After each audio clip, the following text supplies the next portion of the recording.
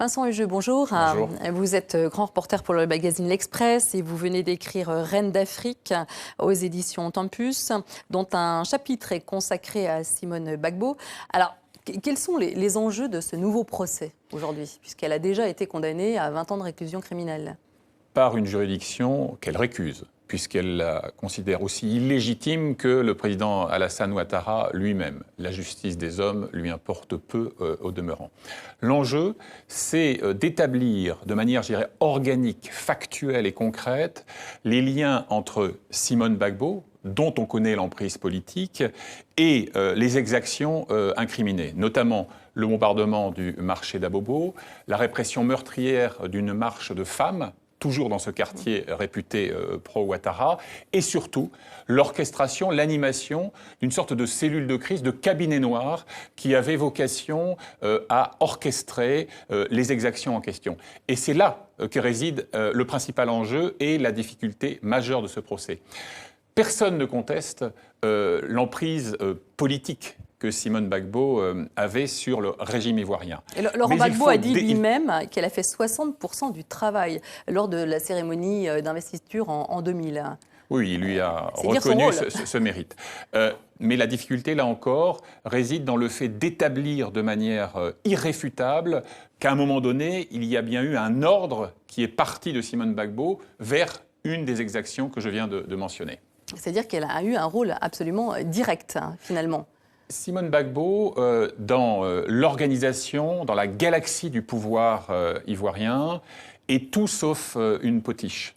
Parce que c'est d'abord une femme qui est profondément une militante, qu'il l'a été avant même de rencontrer Laurent Gbagbo, lorsque dans la clandestinité, on a mis sur pied ce qu'on appelait à l'époque l'organisation, sous le despotisme débonnaire de Félix Houphouët-Boigny, et qui est devenu le Front populaire ivoirien, le fameux FPI. Elle existe déjà. Elle a été la patronne des jeunesses étudiantes chrétiennes de Côte d'Ivoire. Et elle a été une militante marxisante. Est-ce qu'elle ambitionnait elle-même, finalement, d'être présidente ? Elle a toujours récusé ce scénario au sens où elle considérait que, évidemment, et elle me l'a dit une fois, j'ai la trempe d'un ministre. D'ailleurs, elle inspirait une peur panique à certains d'entre eux, car un oukase de Simone était par définition incontestable. Elle a joué un rôle dans la composition des gouvernements, en récusant, par exemple, un tel, disant à son mari publiquement: souviens-toi ce qu'il nous a fait, celui-là. Bon. Donc, imaginez Simone Gbagbo comme l'archétype de la First Lady à l'africaine qui passe son temps entre les inaugurations, les bouquets de fleurs, les dispensaires et puis les joailleries du 8e arrondissement de Paris. C'est vraiment commettre une erreur sur le tempérament du personnage. Alors, un tempérament donc éminemment politique, mais aussi avec une dimension christique très forte. Oui. Comme si elle était, comme si elle avait une mission finalement à remplir sur Terre. Ah. Il suffit de se plonger dans ses écrits, dans ses propos et dans une autobiographie qui est parue en 2007 et qui s'appelle Parole d'honneur pour précisément mesurer l'intensité de cette dimension, je dirais, mystico-guerrière, puisque dans le lexique même, dans le vocabulaire, on est dans le registre de l'Ancien Testament. Le Dieu qu'elle adore, c'est le Dieu qui châtie, c'est le Dieu qui vomit les tièdes. Ce n'est pas le christianisme de la compassion ou de l'amour du prochain.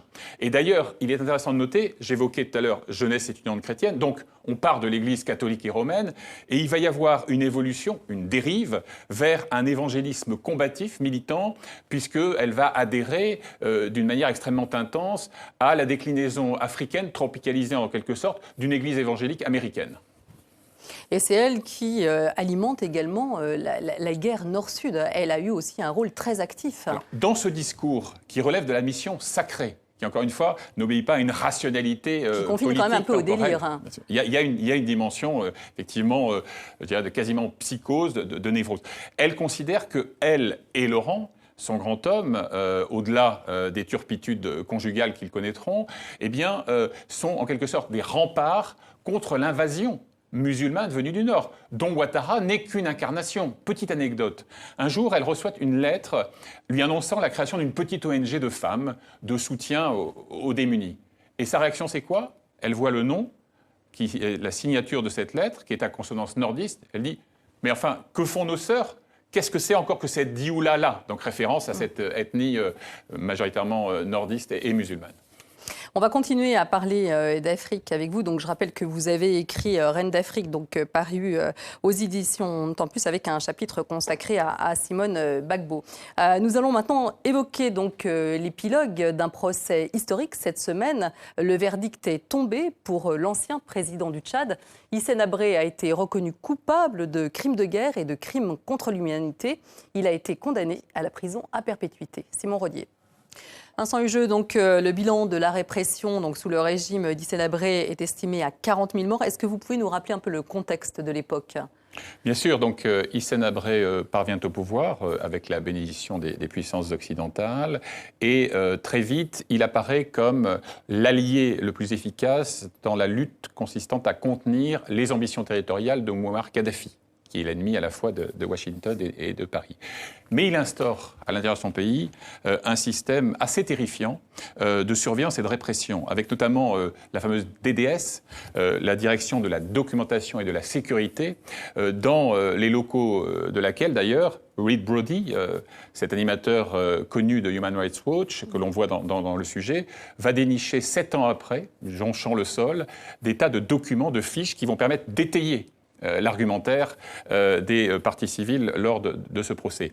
Donc, système totalitaire qui recourt à l'exécution sommaire, qui recourt à la détention arbitraire, à la torture.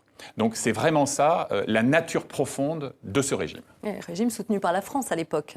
Pour la raison géopolitique que j'évoquais à l'instant, même si sur la fin, Habré considère que son alliance stratégique avec les États-Unis, la CIA quand même lui fournit des conseillers, des armements, y compris des missiles Stinger, lui suffit. Et c'est d'ailleurs la raison pour laquelle, à un moment donné, Paris fait volte-face et va soutenir celui qui sera le tombeur après avoir été son chef d'état-major, ne l'oublions jamais, c'est-à-dire Idriss Déby Itno, l'actuel président. Alors, est-ce qu'aujourd'hui, l'Afrique peut juger les chefs d'État africains ? Est-ce que l'Afrique est prête à ça, puisque c'est une première ? Elle le peut, elle le prouve. Le veut-elle ? C'est là qu'est toute l'ambiguïté. D'abord, chambre extraordinaire. Donc ça veut dire que dès l'instant que le verdict définitif aura été prononcé, eh bien cette fameuse chambre disparaît. Donc il n'y a pas de pérennisation automatique de cette juridiction. Pourquoi le veut-elle ? Eh bien parce que tout simplement, il y a une immense ambiguïté dans le syndicat des chefs d'État que demeure l'Union africaine. Souvenons-nous par exemple de la façon avec laquelle l'Afrique du Sud a permis l'exfiltration, l'escamotage du dictateur soudanais Omar el-Béchir voilà quelque temps, ce qui a d'ailleurs suscité beaucoup de turbulences à Johannesburg et ailleurs. Mais il n'y a pas que cela. Vous avez un protocole de Malabo qui est adopté par l'Union africaine en 2014 et qui garantit l'impunité aux chefs d'État en exercice au devant de la prochaine hypothétique Cour de justice et des droits de l'homme d'Afrique. Et enfin, un tout dernier point, quand on regarde la trajectoire d'Idriss Déby, d'ailleurs dont le silence est au moins aussi méprisable qu'il est méprisant pour ses victimes, eh bien on s'aperçoit que celui qu'on juge, c'est un chef d'État déchu. Le véritable enjeu, c'est le jour où l'Afrique aura le courage de juger un chef d'État en exercice. Merci beaucoup Vincent Hugeux pour cet éclairage. Je rappelle donc que vous êtes grand reporter à l'Express et donc à lire cette semaine dans ce magazine votre dossier sur les agressions sexuelles commises par les soldats de la force française Sangaris en Centrafrique. Merci beaucoup.